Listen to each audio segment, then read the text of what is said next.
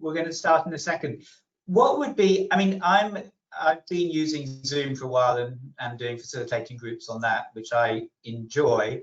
What's a little bit trickier is delivering to people that one can't see their reaction. I want this to be quite discursive. If people felt comfortable to turn their cams on, that would be great, because I've got just a little row at the top and I could see some faces and get a little non-verbal feedback of whether people are thinking I'm saying something useful or are nodding off. But I also know that people may be in situations where they're not wanting, they're doing other things, or they're not dressed for Zoom, as it were. But if any of you guys are comfortable to turn your cam on, that would be much appreciated on my side. But do keep muted, which I think is the way it works. And I think we'll be able to do some talk through the chat. And people could also, actually, though, if they were comfortable with their questions, could deliver them, could speak them. So that would be with cam on and with microphone on too. So would you be happy for people to interrupt in the middle? Yes, that would be fine. If you want to interrupt, and if you don't want to ask a question, do. But yeah, that would be great. And I think it'll make it a bit more interactive. I think we've got, I think in the days when people were working a bit more from home, there were more people. We've got less today. So it's not so many people that would be impossible to have a bit more of a kind of conversational tone with this presentation. Okay, great. So without further ado, I'm happy to present Daniel Wood, who is our psychologist here at Chelsea and Westminster Hospital. He does a lot of work with the neonatal unit, and both with parents and both staff there and wider fields, and works with many trainees to support them. And so thank you so much for joining us during our Patient Safety Week. We're going to talk today about emotional safety. Thank you very much, Merit. And nobody has turned their cams on, but that's fine. If later on you feel more comfortable, do pop up and I'll be able to see you. But we've got a small select group here. When Merit and Helen Rayside came to me and said they wanted to think about safety over the week, but they wanted to think a bit about emotional staff support, I was given a really kind of open, an open brief of what to talk about. And I wanted to talk a bit about how you guys can be kind of safe at work from an emotional perspective so that you can serve your patients best. I thought what might be helpful would be for me to present some ideas from psychology, as well as some of my clinical experience. I'll talk a little bit about my experience of what I've been doing, so you have a sense of me. But I really want to say that I don't come from a particularly expert model here.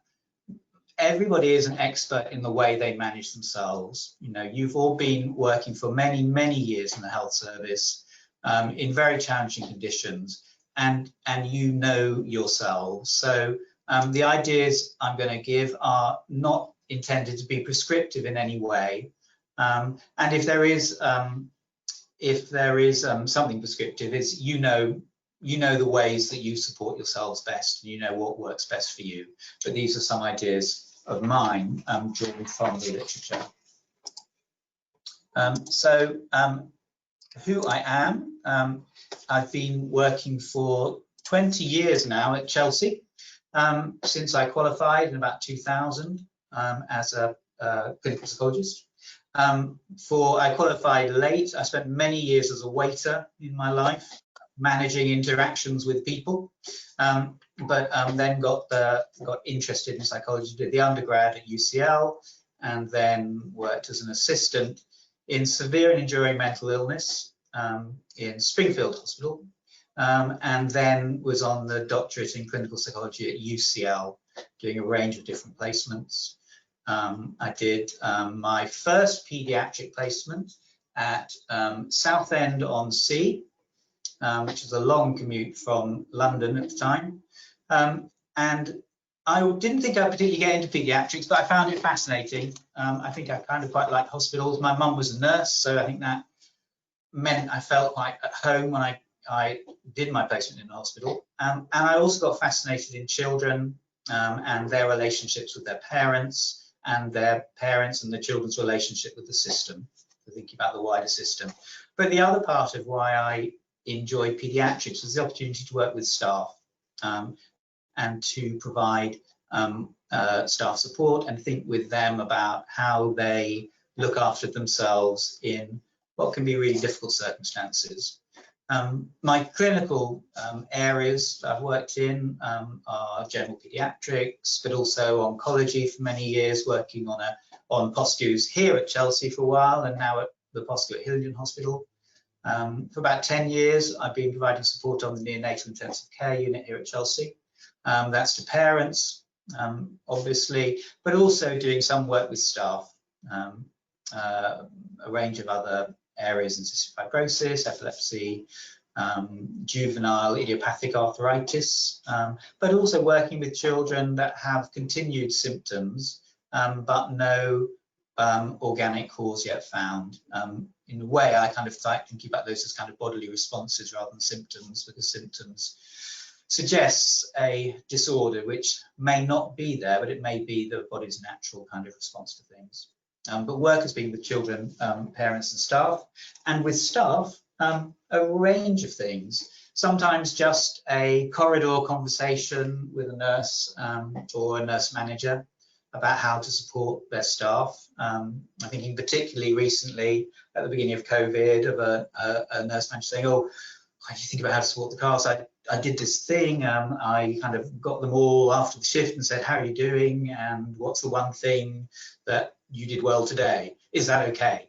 And what was great was that that's absolutely okay. And that's exactly what I would be suggesting. And I suppose the kind of theme of this talk for you guys, thinking about you as SHOs, as registrars, there may be some consultants watching too, but also as doctors that are thinking about how you're going to be when you're a consultant, and have responsibility for a whole team. And so the theme of this talk is actually that the thing to do really is to bring people together and just have a bit of a chat and have a sense of how they're getting on, as well as having a sense of how you're doing yourself. So that talk about that was about a kind of corridor conversation.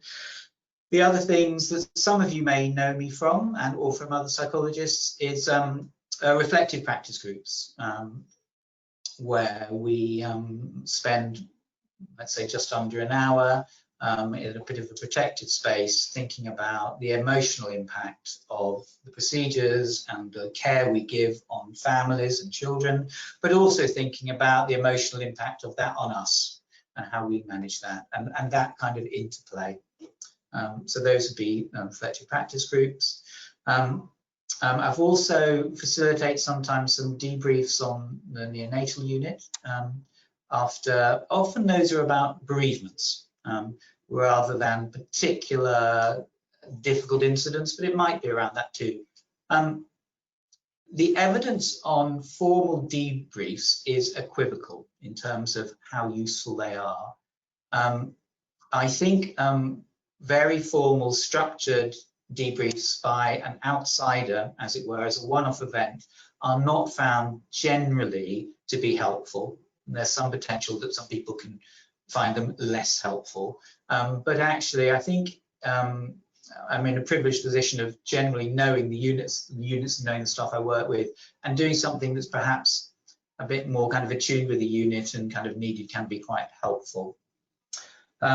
The other thing that I've provided over quite a few years is individual consultations for staff. Not protracted therapy, but just one-offs when staff have noticed that they've really struggled with something that's happened to them in work, in terms of an event at work. And quite often staff are kind of surprised by an event. They've had a number of events and been to resuscitations or whatever it was before, and it's been fine. But actually this one has been a bit tricky and is really playing on their mind. And sometimes that's thinking about where the person can get extra some more support, what they could do about that. But sometimes it's actually just normalizing that and thinking a little bit about, you know, that child and that incident, because it may be that there's something in there that connects with something from their own past. There's something about that child that reminds them of their sibling, of their younger sibling, their older sibling, or actually sometimes reminds them particularly of a time when they were younger, of an event. And it's actually that's done a bit of a crossover for them between their professional persona and actually their personal persona. And it's kind of just got underneath the kind of protective shell we sensibly put around ourselves so we can do our work, and brought something up. So thinking a little bit about that, and those are the type of things that people have also spoken about with me. I think I'll move on to the structure of my talk today. What I'm hoping for is to just bring a range of different ideas, and I'm going to talk a little bit about a new model called trauma-informed care, which you might be interested in. And that leads on a bit quite well to in terms of how we think about ourselves at work. I'm going to talk a bit about how we process trauma and difficult experiences. I'm going to draw there on the literature from PTSD, but I'll be using that rather kind of just as a starting point. I'm not talking really about PTSD for staff here, but I'm talking about, we'll just reference some of that literature. I thought I'd give you an example, but I know that this is most people's lunch hour. What I do not want is people to be traumatized by the example I give. So I'm going to give a light-hearted one for my own that's actually not necessarily a work one, but just that goes, and that gives you a kind of sense of how we process things and what's helpful. Then I was going to think about how we can, if we have events, how we can process these best at work, and what we can do about that. And then we'll talk a little bit about when one might be a bit worried about oneself, when it might be time to seek some further support, what we might want to look out for, and what that support might be. And then I thought we'd do a couple of exercises where just where you can kind of respond via the chat, and we'll see where we go. Do feel able to ask questions in the chat. I think we've got three.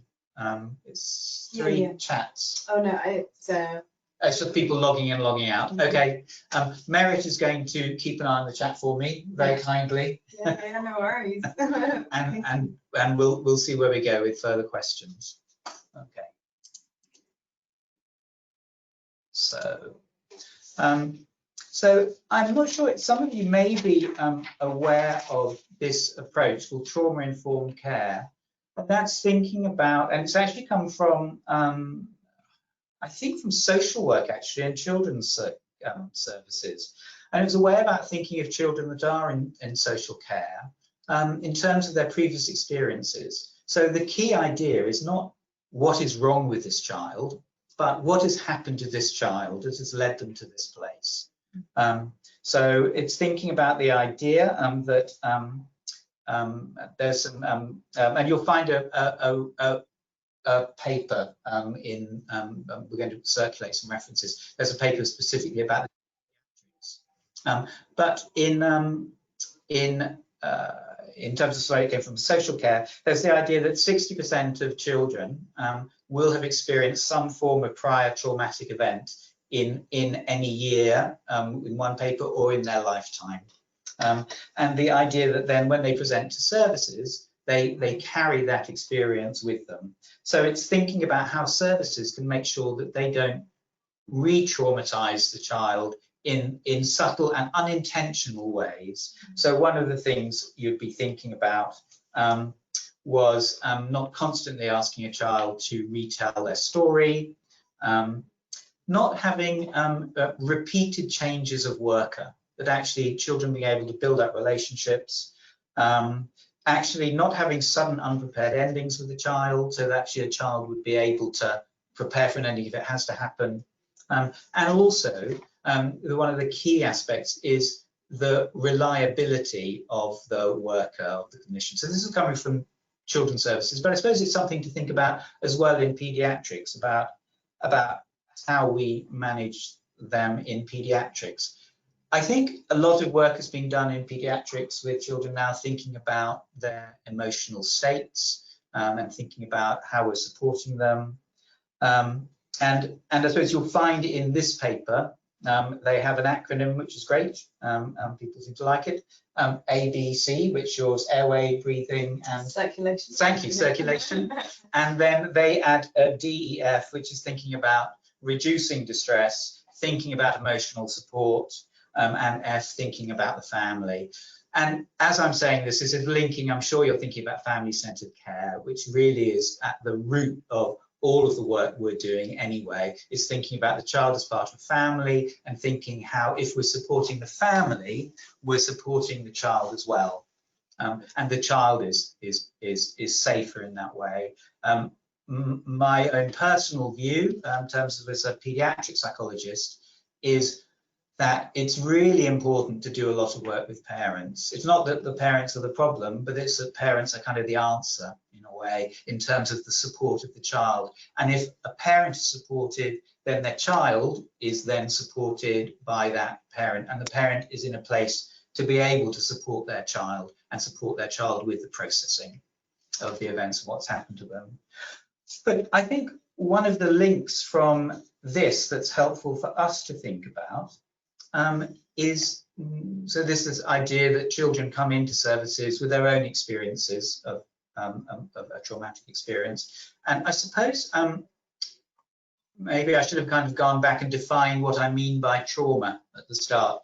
We're talking emotional trauma here is what we're thinking about, and probably in a looser term than a very specific one. I suppose in terms of the purpose of this talk, I would talk about trauma as an event that challenges our capacity to process it.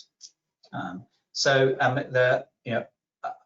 of the kind of the other definitions would be stress that exceeds our capacity to cope, or our capacity to integrate the emotions involved into the experience. So it's all about integration and events that challenge our capacity to integrate.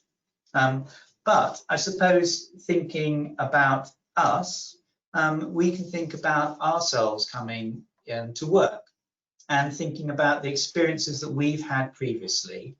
And they can be a range of things from childhood. They could have been more recently, events that happened to us and that we hold in the back of our mind, but can sometimes be triggered or come to the fore because of the work we're doing here. I think being mindful of that, and I suppose the thinking behind that, and I'll come back to that, is that we as clinicians need to be mindful of ourselves, but also mindful of other clinicians, mindful of our colleagues, and also mindful of our juniors as we become more senior, thinking about what might be going on for our juniors at the moment. And I suppose if we think about what is going on in the world at the moment, we've been talking most recently about the huge challenge of COVID and what that presents to all of us. And I suppose in the last 3 months, I've been doing a range of effective practice groups, often via Zoom, or some face-to-face work that's distanced. But thinking about the challenges that COVID presents to us as professionals working in the health system. And I think it's a very a unique set of circumstances, just in terms of the variety of things it challenges us with. Some of them are more exciting, like a complete transformation of services, which are exciting and will be positive. Doing this, through the internet, as a pediatric psychologist, we've switched all of our appointments to Zoom, and that happened really quickly. And we had never been doing that before. Hopefully going forward, we'll be able to have, in perhaps a year or 2 years' time, we will, when we return to a different way of working, we will still incorporate Zoom appointments, and that's been great. But the actual, the impact of COVID, I think, has been hard for clinicians because it's not only affecting them at work, it's also affecting their home life. And I think it's affecting people's home lives in very, very different ways. One of the things from talking to some of the groups I've been doing, and especially with junior psychologists, and especially in a kind of in a younger at age, let's say from like 22 to kind of late 20s. It's just the different positions they may be in. They may be just having moved to London, like many of you guys, and then find that their whole flat share has left and gone to live with their parents, and they're alone in a flat and actually having to manage on their own for the first time. Or they may be suddenly finding they have to return to their family and be back in their own child's bedroom, which is quite, again, a stressful experience. Or as for you guys, having been really far away from family. And I suppose added to that is the differential impact of COVID on BAME communities and the different concerns that we may all be living with or not. My own personal context as is that, well, one, obviously, as a white male, in terms of my connection to concerns around that. But the other aspect, I suppose, is at my age, my parents both passed away many years ago, and I don't have that concern around elderly relatives. But for many colleagues, that's a huge concern about the work that they're doing here and how they manage that. But I suppose one is mindful of other colleagues and how they're all managing that too.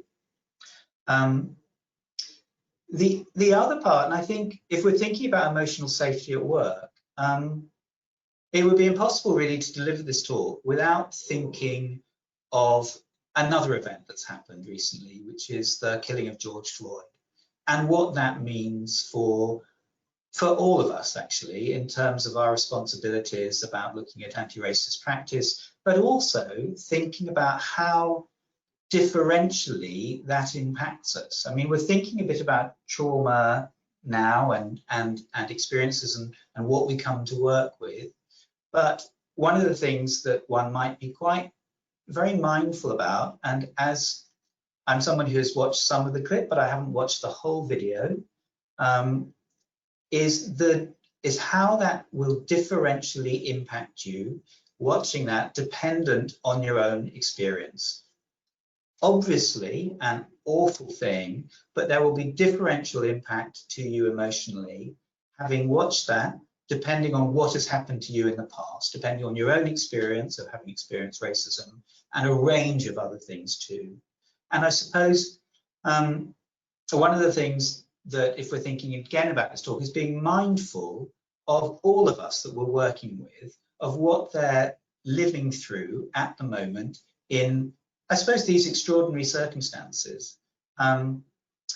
Thinking also of other aspects of how we know that racist abuse in terms of just casually has spiked following this because it's become more in the news. And I suppose thinking about colleagues coming to work and what they've experienced when they come here, and also what they're experiencing with the families they work with, and the reality of colleagues experiencing racism from the families they're working with, but also some of the more subtle forms or less so subtle within a system, and also as well from colleagues too.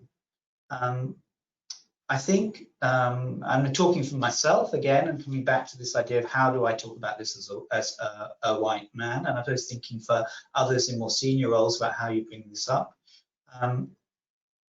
Colleagues have spoken to me, and my sense of where I work from this is that it's my responsibility to raise this as a senior. I think we all have our own individual responsibilities in terms of personally, but I suppose as a senior clinician with managerial responsibilities for others, it's everyone's responsibility, and it's particularly my responsibility to raise it. It's not okay to leave it, however well-intentioned one had to think to colleagues of colour to raise that, but actually we can raise it, but we can remain curious. And I suppose one of the things that's been interesting for me is thinking about this and asking parents I'm working with how they are feeling at the moment around this, and perhaps getting it wrong, and being able to be kind of corrected and educated in a way.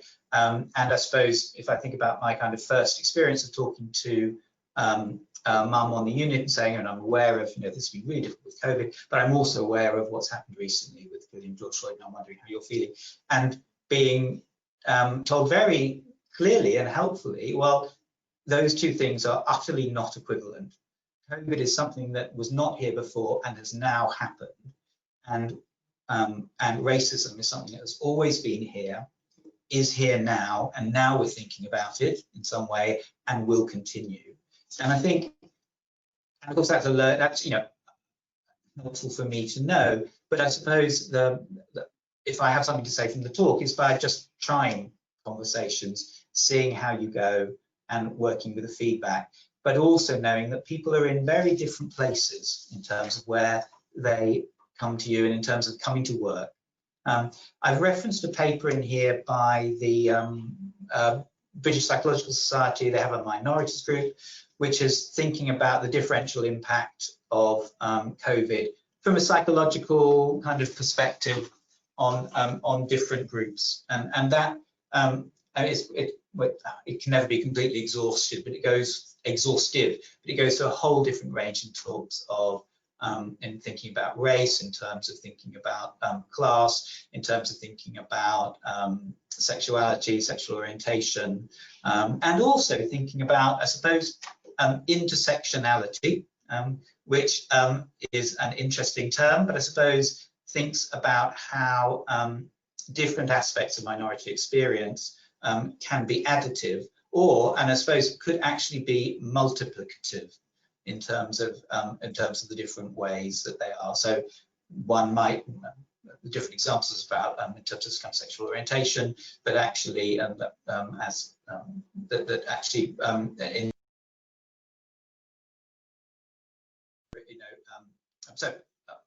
it's hard to talk about this without seeing everybody, and I hope I'm not just going off on tangents for you, but I suppose they're thinking about examples that kind of work. We'd be thinking about, and I suppose this is I suppose would be thinking about if you we know about this is about in terms of gender differentials, in terms of kind of racism, but we also know in terms of sexual orientation, and I suppose there might be, in terms of if you add sexual orientation onto that, you might have somebody who finds that the support they might have got from their own community becomes unavailable to them. So that would be a way of it being multiplicative in terms of, rather than just additive. But if you want to have a look at that paper, it goes through it and gives you lots of different ideas. Okay, so time-wise, we are at about halfway through, I think. So I put here to remind myself, what is my point, you may be thinking here. And I suppose my point is, with colleagues, is not to assume you know their experience, not to assume that others' experience is yours at the moment, and actually to remain curious about how they are, how they're feeling, and just checking out how people are, especially for staff to interview or with colleagues of your own. Okay, so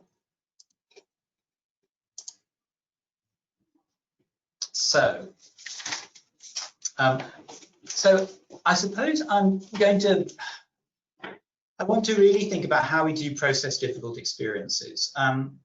The literature is all on, is more focused around post-traumatic stress disorder, and we're not quite at that point, but we're thinking about how you might how we would process experiences. Generally, the way that we process experiences is by connecting the kind of sensory aspects, the smell, the taste of something with the story, with the visual things that we're seeing, with the meaning of it, and we put it all together and tell a coherent story of a narrative.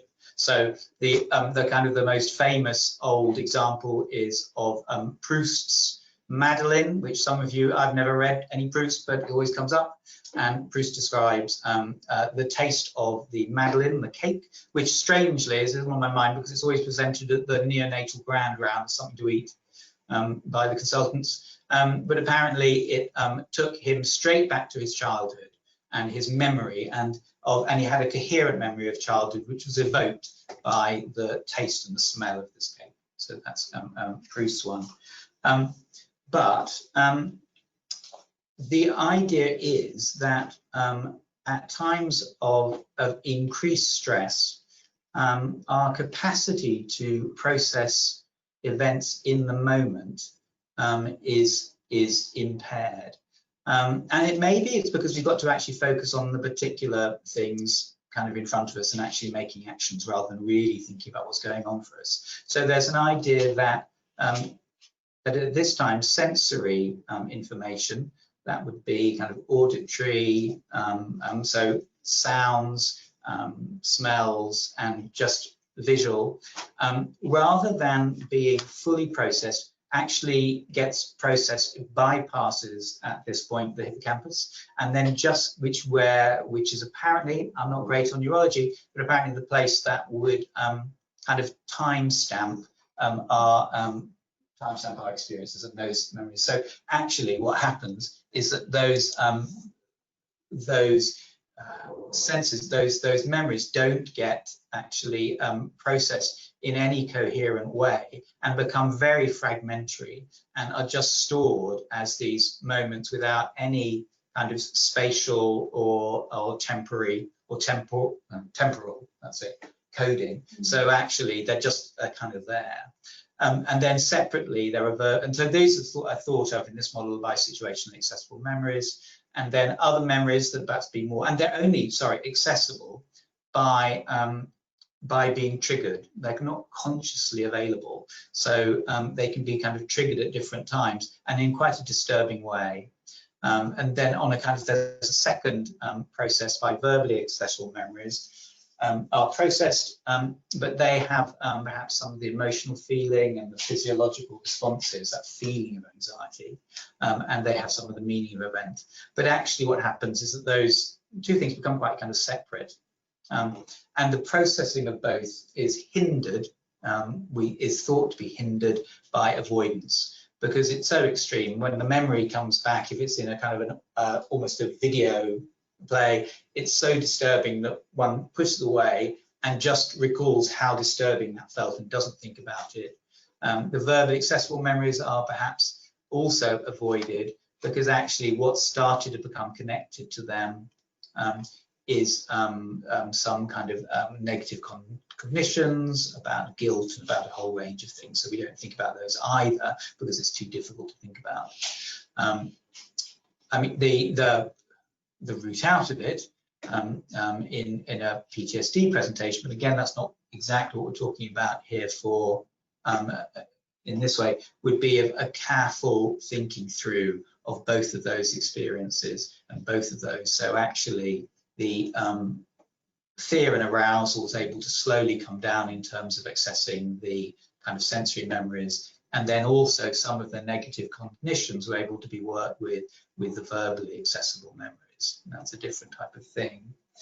But actually, one of the things I think that can happen to staff is that for very good reasons, they do have to not kind of focus on processing the event as it happens, because they've got a job to do, because you've got to get on with things, you've got another thing coming through, you're not able to reflect in the moment about what's been going on, and actually you do have to focus on what you're doing.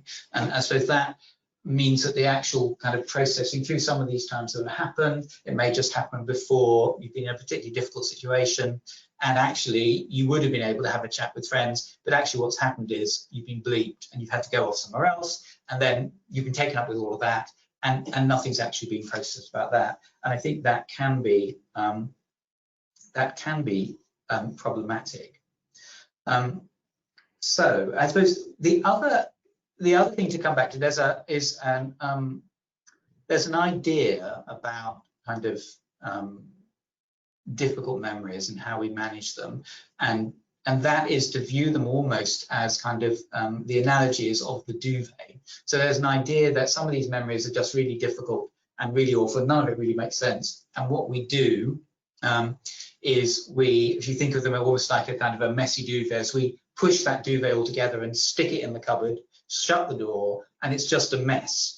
And what happens is it doesn't stay there by itself because it's all a mess. It kind of pushes the door back open and it keeps coming out. And these memories keep coming back because they haven't actually been processed properly. It's like just like this messy duvet that's stuck in the door in the bedroom, in the cupboard in the bedroom.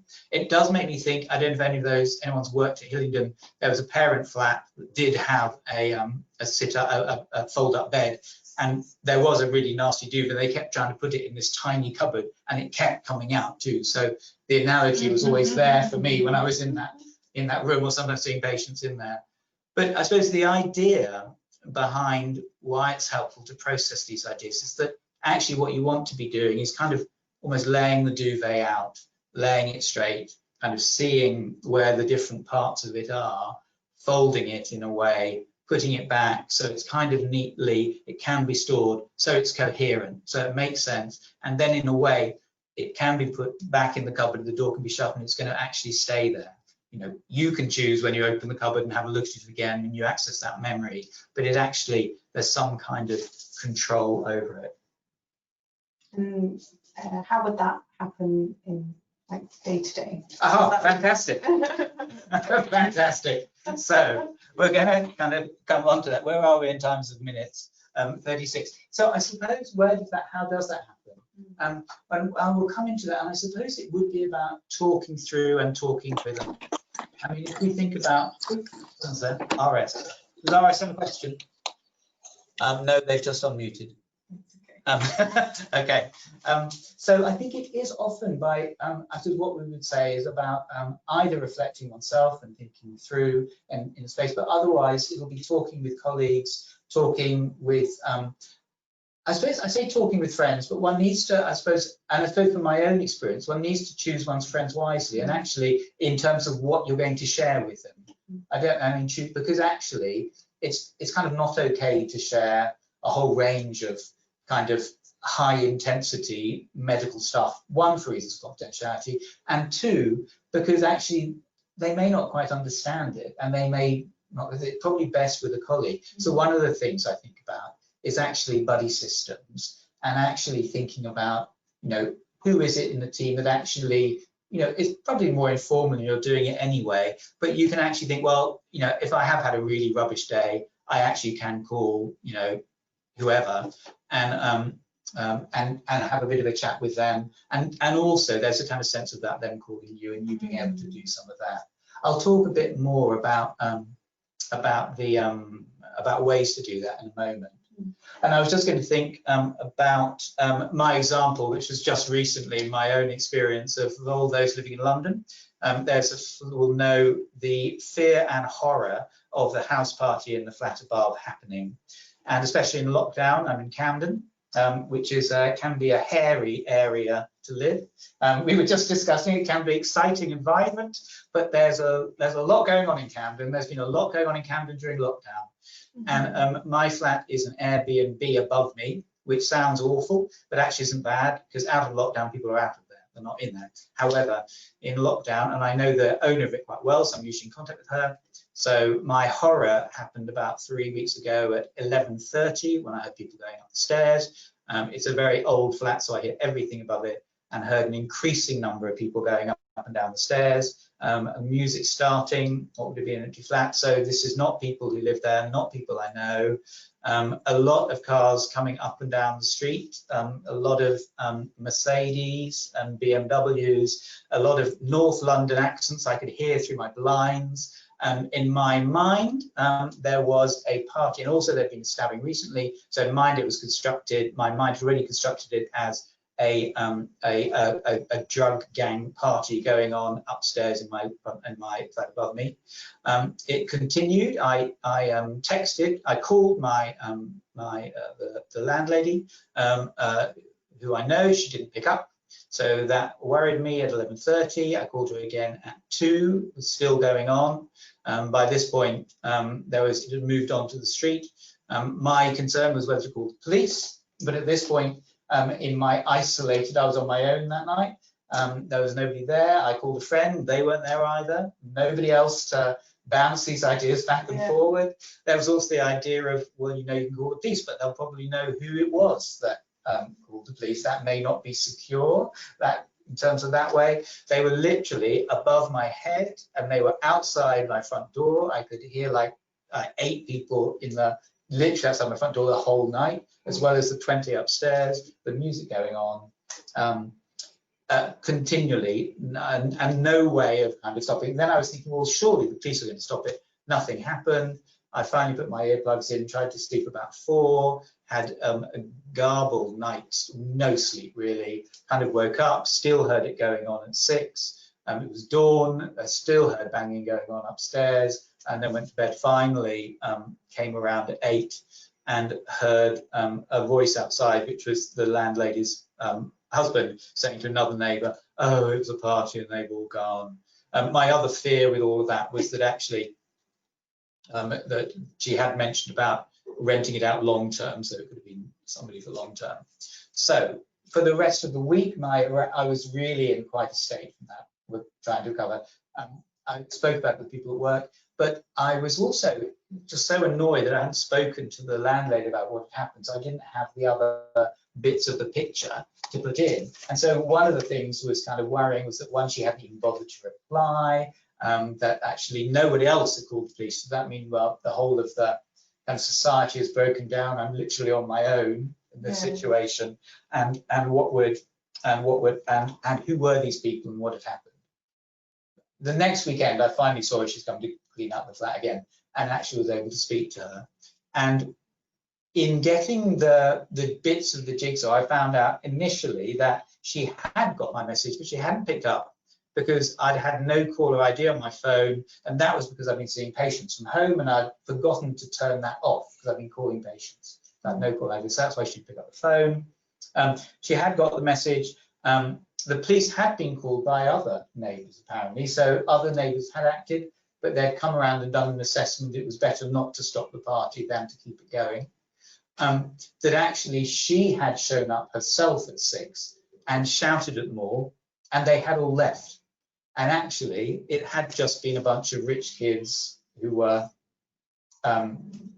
just by that point fairly far gone, and they had all left. So order had been restored, and so the sense for me, and so and the party had finished at 6. It wasn't at 8 still going. That was her cleaning up with her husband banging around upstairs at 8 in the morning. So the point of the story is for you guys is that actually by finding out what actually did happen, by actually asking and checking out the other bits of the information, the pieces of the puzzle were able to be put back together, and I was actually able to have a more kind of coherent memory of this that actually could be put away and actually didn't keep coming back to me every time I heard a door knock as this kind of awful, kind of unresolved fear. So I guess that's quite relevant for us in clinical practice as well, and that sometimes we may assume certain things about a situation, a rough comment that was said or something like that, and magnify it quite a lot if we're not really fully aware of all the other things that were in context at the time. Absolutely, absolutely. And I suppose all of those things, I mean, in terms of if we come back to, if we just come back to what we might do, how you can process this, which is what we were thinking about. It's all about, it's about filling in those blanks actually for yourself. So if we were thinking about how can we process these things individually, it's actually about it being okay to be curious. I mean, in both ways. If there's a child that you've been working with and something kind of really different has happened, but then they've been transferred, it's okay to want to know what happened to them. It's okay to ask those questions, because it's not only for your own learning, but it's to know what the kind of the story was. So I suppose being curious, finding out, asking, for my own sense, and I suppose as a psychologist, it's a very different deal, but for me, it's about writing out my notes at the end of the day as a way of processing what I've heard and what a family's told me, making sense of it, and then putting it in the file. It's kind of put away in a way. as different ways, but I suppose in terms of, for you guys, in terms of how you can manage something similar like that. And I suppose for individually, some people may prefer a way. I mean, I'm not somebody who would keep a journal, but kind of anonymized information in journals of your day and what's happened is also another way that we can kind of process it ourselves. We came back to a bit about colleagues, actually checking in with your colleagues about, you know, what's been happening, where they were. One of the things I think about in terms of when I talk to staff who've had a difficult time is that, you know, a child's care will have had a series, you know, even if it's over a day, a whole range of different people will have been at it at different times. And somebody may have been with them in the room for an hour at a really difficult time, and then they've been called away and had to do something else. Others will have continued to care. And I suppose one of the things is that you may have been called away at a time when a parent was incredibly distressed, and then you've left, and that's your last image. But actually what is kind of helpful to know about is the next step, when the staff nurse came in while you were doing something else and then was able to comfort the parent, and the parent was able to be kind of contained and settled and actually was able to do the next bit or those other bits. So putting those stories together by finding out with colleagues what's talking to them, but also doing that perhaps more formally. And I suppose, you know, at Chelsea, we've been thinking about, another hospital thinking about the after action reviews that they might be able to do, which is really helpful, I think, of thinking what's going to be going on. Yes, I'll look back at the camera. I'm very engaged with Merit's giving me very positive non-verbal feedback, so I'm obviously being drawn to that. Thinking in groups, and I'm also thinking about you as consultants in terms of going forward, but also as senior registrars or in whatever role, bringing people together. Sometimes perhaps bringing medical colleagues together, but also having the kind of bringing in nursing staff as well, or associated health professionals if they're involved, because it doesn't have to be that complicated. The thing that you really want to do is to the formal kind of psychological thing would be to co-construct a coherent narrative. But what that really means is to tell a story that makes sense, and for you as a group to be able to tell a story that makes sense. And actually that's often going to be a bit of a jigsaw, and people are going to be able to chip in with different bits, and actually you're going to develop a narrative that kind of makes sense, that isn't fragmentary and isn't just kind of stuck there, but actually makes sense and has a beginning, a middle, and an end. And it may be a sad story. It may be a sad story, but a coherent sad story is much better in terms of for staff than an incoherent one. And that's the one that, if it's coherent, it can be processed, it can be thought about, and it can be learned from. But the incoherent story can't. It's much harder to do that. And I suppose, you know, there's a number of reasons we want to think about your emotional safety, or I do, because the work you do is so important. The further on you go with your training, you carry with you this wealth of experience for so many others, and you know, it's key that you carry on doing it, not just for yourselves, but for the families that you support and the families that you provide that compassionate care to.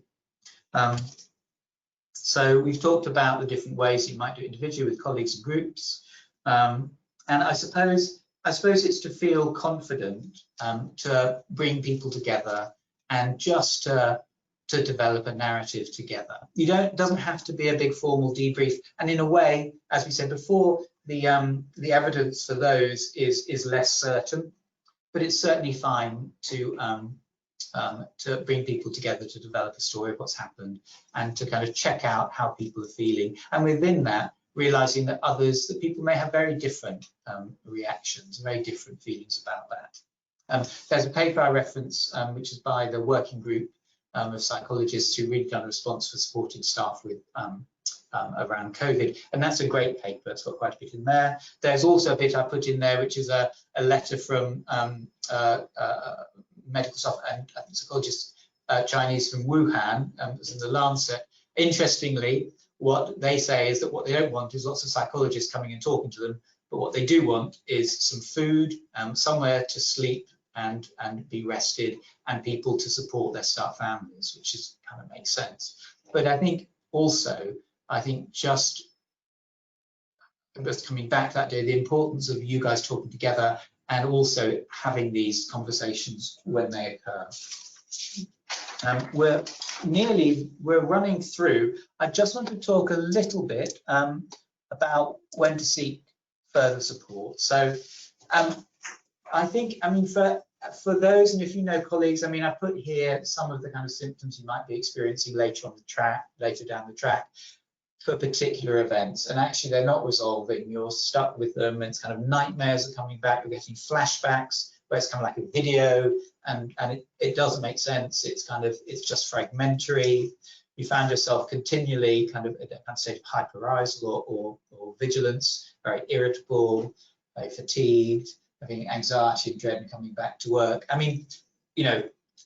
You're all qualified and senior staff, and know, you don't need me to go through the DSM-5 manual for PTSD, but so we're looking at stressors, intrusion symptoms, those kind of thoughts coming back, avoidance, kind of pushing things away, negative attributions about oneself and what's happened, and also duration. Oh, I can't even read my own writing.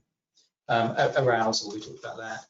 But also, I think it used to be more than 3 months. Now it's down to a month in terms of those having been there for there. And what to do if you're experiencing that. I'm part of a network of psychologists. We work at Chelsea, at Hillingdon, I'm at Hillingdon too, at Imperial, at Queen Charlotte's, a range of hospitals.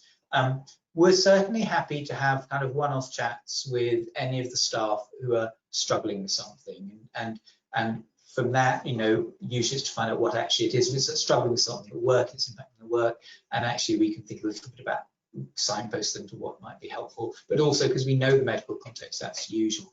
I think most pediatric psychologists working in hospitals would be willing to be approached, say, by a staff member, say, look, could I have a bit of a chat about something that's happened to me?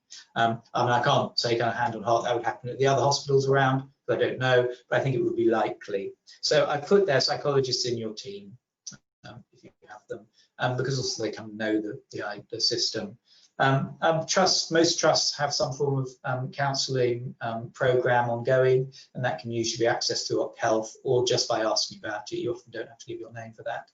The other thing I put there is IAPT. Oh, sorry, I haven't moved my slide forward for you. There we go. And IAPT, for those that don't know, stands for Increasing Access to Psychological Therapies. And it was a programme from about 8 years ago, I think, now set up by the NHS to make counselling widely available through the NHS. If you Google it, you'll find the one in your area, and it's evidence-based CBT. It's very manualised, and it can be accessed either through your GP or directly.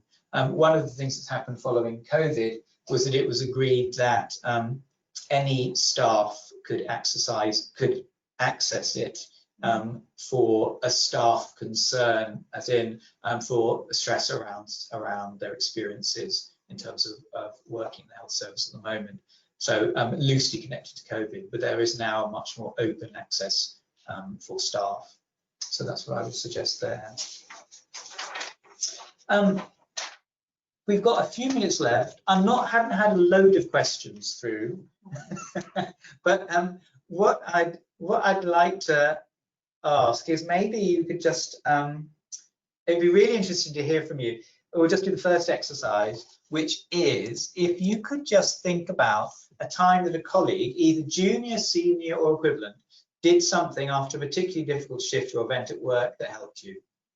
So you don't have to tell me what the event was, but just what was it that a colleague did, whether it was your consultant or whether it was just a friend at work, or did that actually helped after a difficult time that you'd had. And do put those, if anyone wants to just tell me, you can, but otherwise just put those in the chat, and then maybe I can kind of read out a couple. So something that happened that was helpful. If you prefer just to kind of write it down, it's fine. But I think the other thing would be, you could actually do as another one, which would be, if you are having a tough time and something's difficult at work, you know, if you can't think of an example, what would you like someone to do? What would be helpful? So just put that in a little bit of in the chat, and maybe we could read some of those out. So someone said the other person said thank you. Oh. And another person said that they gave them a hug. Yeah. So sometimes, just if it's somebody, exactly someone you know, just that kind of exactly just that kind of brief signal that actually you know it's been difficult and that you're understanding and that you're kind of here for them. Yeah. From my own experience, I think one time a colleague of mine gave me a lift home after we finished rather late into the night, and I found that very helpful. Yes. Yeah.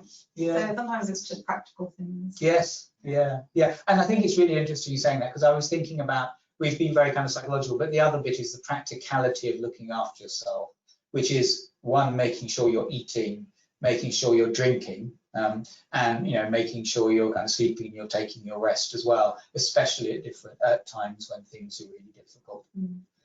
So, and I suppose offering some of those things, I think we probably are quite good. I know in the native unit there's usually lots of food around, but sometimes not so healthy.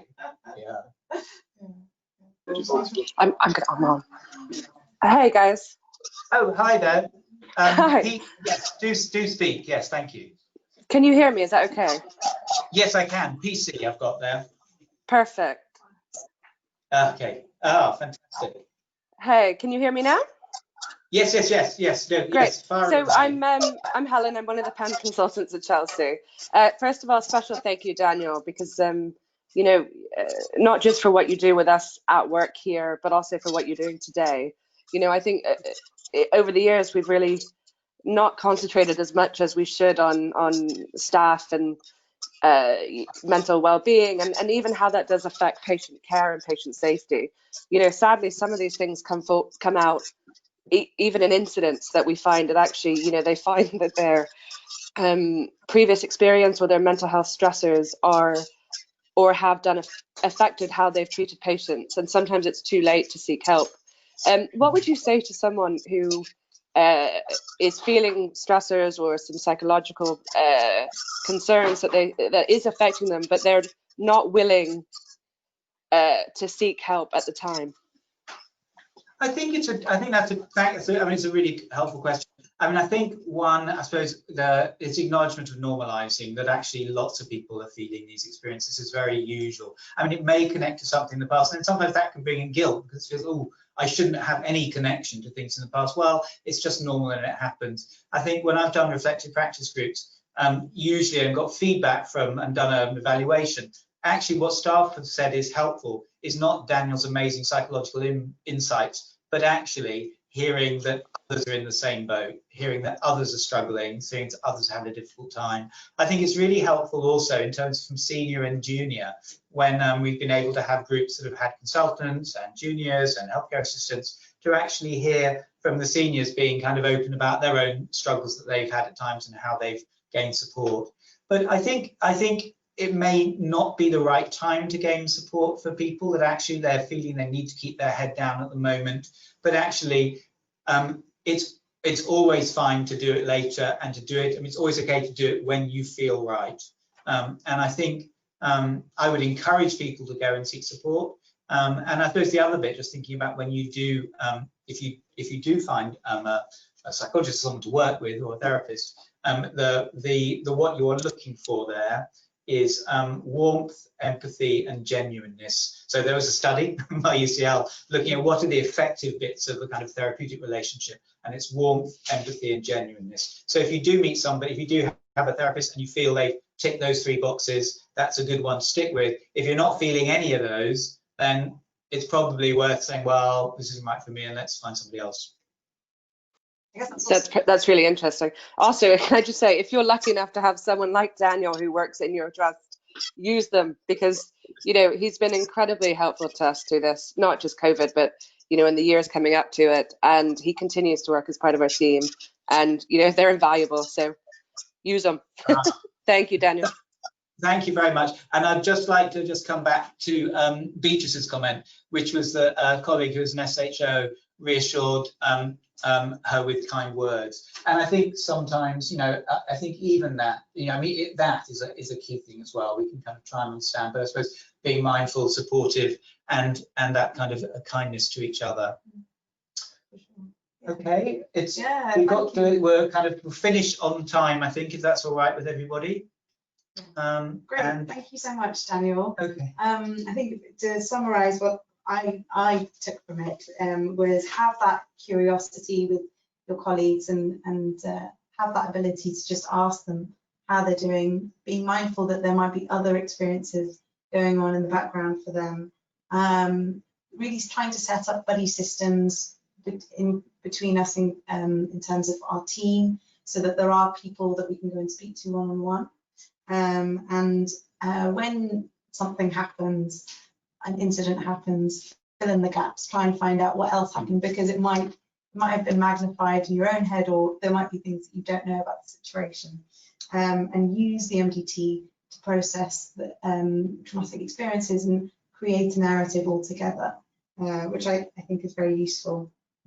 And thank you. I mean, it's really nice to get that summarised for me. Yeah. The other thing I was thinking, I mean, because we're all moved on to WhatsApp groups now, but I don't think we can rely on that as the way that all this is done. Yeah. And I think it's also fine for people to decide not to be on a WhatsApp group, because actually they don't want at times to be having this. So I think that face-to-face contact and stuff and the individual stuff is really important. Yeah. Thank you. That's very, very insightful. Thank you so much for your time and all the effort that you put into making this. Okay, it's a pleasure. And thank you, everybody.